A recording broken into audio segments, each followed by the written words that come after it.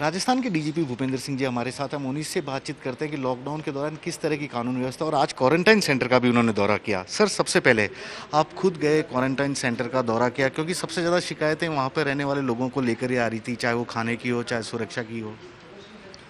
मेरा जो उद्देश्य तो सीमित था कि जो हमारे क्वारंटाइन सेंटर्स हैं ये इसके कोरोना संक्रमण वाली जो स्थिति है इससे निपटने का एक महत्वपूर्ण अंग है हमारे क्वारंटाइन सेंटर।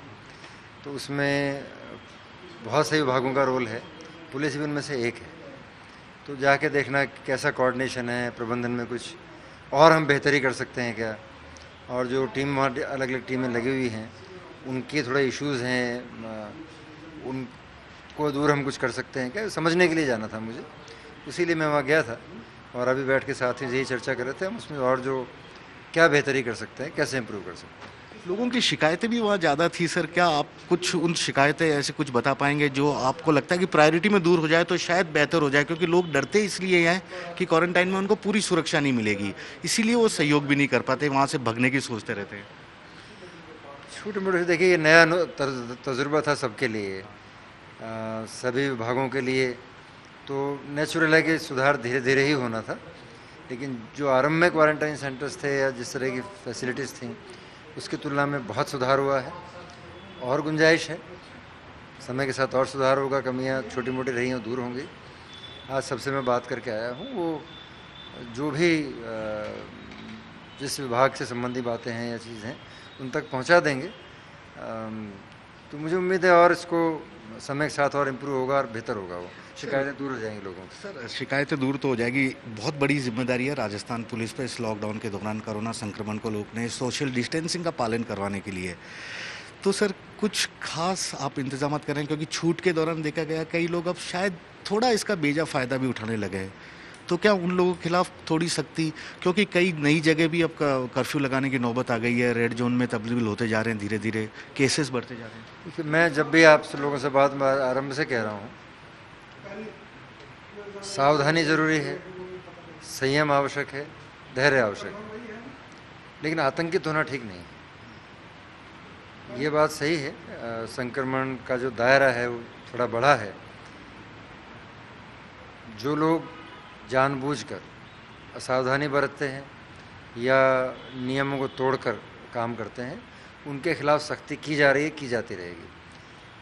आपने देखा होगा बहुत सारे भी हज़ारों केस रजिस्टर हुए हैं, काफ़ी लोग गिरफ्तार भी हुए हैं, गाड़ियाँ सीज हुई हैं, पूरे राजस्थान में लाखों गाड़ियाँ भी सीज की गई, जो लोग बात नहीं मानते थे या निर्देशों की पालना नहीं कर रहे थे। लेकिन उसके बाद भी कुल मिलाकर मेरा मानना है कि राजस्थान के जो नागरिक हैं उन्होंने दिए गए निर्देशों की काफ़ी हद तक पालना की है और वो कर रहे हैं। थोड़ी समझ का अभाव कभी कभी रहता है, तो उसमें समय के साथ और, लेकिन लाइफ तो बढ़ेगी और जो जो ढील बढ़ेगी मूवमेंट तो बढ़ेगा, वो आवश्यक भी है। और हो सकता है मूवमेंट के साथ थोड़ा बहुत संक्रमण भी बढ़े, उसके लिए हमें जो रिस्पांस हमारा है, मेडिकल रिस्पांस है या जो हमारा और प्रशासनिक रिस्पांस है, वो अब काफ़ी हद तक स्ट्रीमलाइन हो चुका है। तो मुझे लगता है इतना घबराने की आवश्यकता नहीं, नर्वसनेस की आवश्यकता नहीं है, आतंकित होने की आवश्यकता नहीं है। कार्रवाई इसमें की जा रही है, लेकिन जो भी कानून तोड़ता पाया जाएगा उसके खिलाफ आवश्यक कार्रवाई होगी। एक आखिरी सवाल सर, जो बाहर से श्रमिक आ रहे हैं या जो यहाँ से जा रहे हैं, अब राजस्थान सरकार ने बॉर्डर भी सील कर दिया, कुछ श्रमिकों को परेशानी हो रही है, प्रवासी जो आ रहे हैं उन्हें परेशानी हो रही है, ये जो कन्फ्यूज़न की स्थिति है, कल मुख्यमंत्री जी की ओर से सफाई आई है कि हम किसी को रोकना नहीं चाहते बल्कि व्यवस्थित तरीके से लाना चाहते हैं, तो इस कन्फ्यूज़न के कारण बॉर्डर वाले एरिया में खास तौर पर जो प्रवेश मार्ग है राजस्थान का, वहाँ कुछ खास ध्यान दिया जा रहा है सर? पुलिस का इसमें एक सीमित सा रोल है।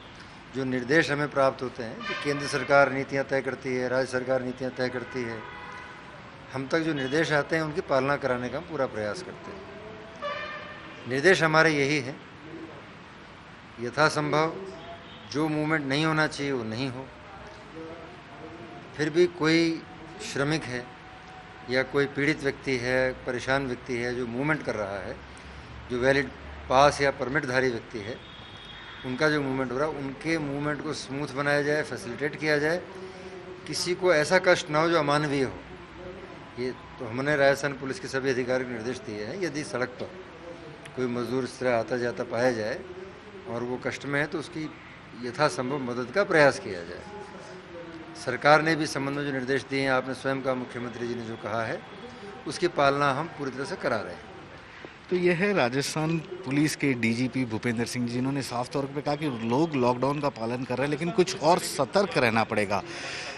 अंतर्राज्यीय बॉर्डर पर भी जिस तरह से कुछ नए गाइडलाइन इशू किए गए, राजस्थान सरकार ने सीमाओं को सील करने की बात की है। उनका यह कहना है कि पुलिस विभाग इन गाइडलाइनों का सख्ती से पालन करवा रहा है क्योंकि वक्त की यही ज़रूरत है।